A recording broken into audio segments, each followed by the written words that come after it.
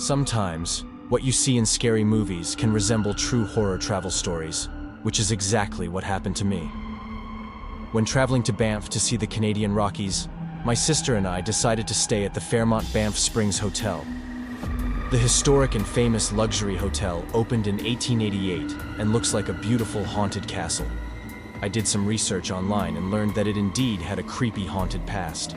Some say that ghosts roam the halls, like a 1920s bride who tripped and fell down the stairs to her death. The biggest mystery is of the missing room 873. Every floor except floor 8 has a room ending with the number 73. Rumor has it that a man went crazy and murdered his wife and kids in this room. Apparently, the hotel boarded up the room since there were complaints from guests and staff of weird events occurring, like reappearing bloody handprints and violent screams in the middle of the night. However, today they say they combined it with room 875 to make it larger. As a lover of horror movies, I convinced my sister to go ghost hunting in the hotel. At night, we explored the different wings of the hotel and walked as far as we could up the stairs to the towers. When close to the very top, we found a small door underneath the stairs. We opened it, and a dark storage closet appeared in front of us with tons of old floor lamps. We daringly decided to walk inside the room and use the flashlight of our phones to see if we could find anything else. As we walked in farther, we saw "Red Rum" and "Get Out" written in large letters across the back wall. We screamed and ran as fast as we could out of there. When back in our hotel room, we tried doing some research to see if there were any tied meanings to floor lamps and came across the term ghost light. A ghost light's practical use is to light up the dark stage of a theater when unoccupied. What freaked us out is that there are superstitions that ghost lights were placed to either appease or scare ghosts away. Needless to say, we didn't sleep very well that night. Deep in the Offaly countryside of Ireland is a rather innocuous-looking castle known as Leap Castle. However, this castle carries a rather unwelcome tag. It's Ireland's most haunted castle and ranks as one of the world's most haunted too.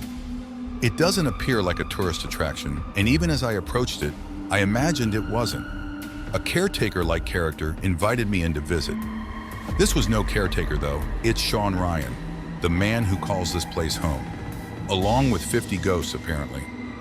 Sean was deeply knowledgeable on the castle, and after a riveting introduction, told me about the bloody chapel on the top floor. He then invited me to tour the upper levels of the castle, alone.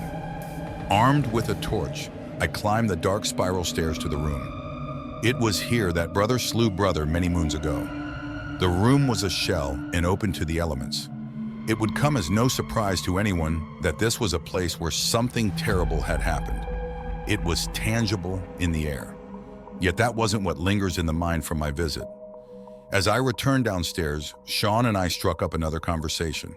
Mid-sentence, a noise from the dark, like a voice, interrupted us. We both glanced in its direction, but there was nothing, and I turned nervously back to my host.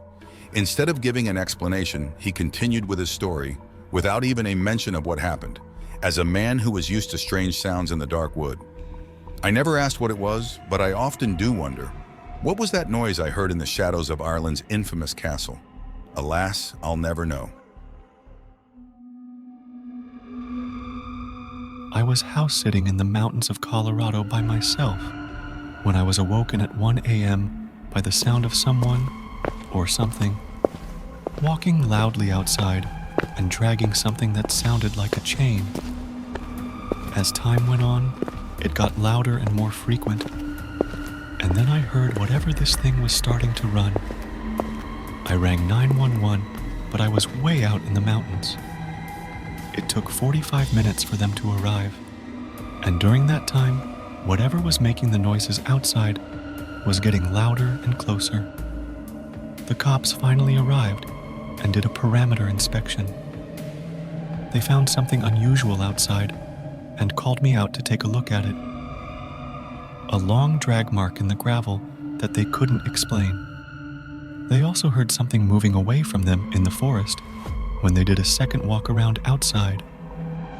They told me that it was probably a mountain lion, but that didn't explain the chain or the fact that it sounded exactly like a human walking and running. Maybe mountain lions sound like that, but I wasn't convinced. The cops left around 4 a.m., and I didn't get any sleep until it started getting light out. I had trouble sleeping by myself for months after my experience, and I will never do such a secluded house sit by myself ever again.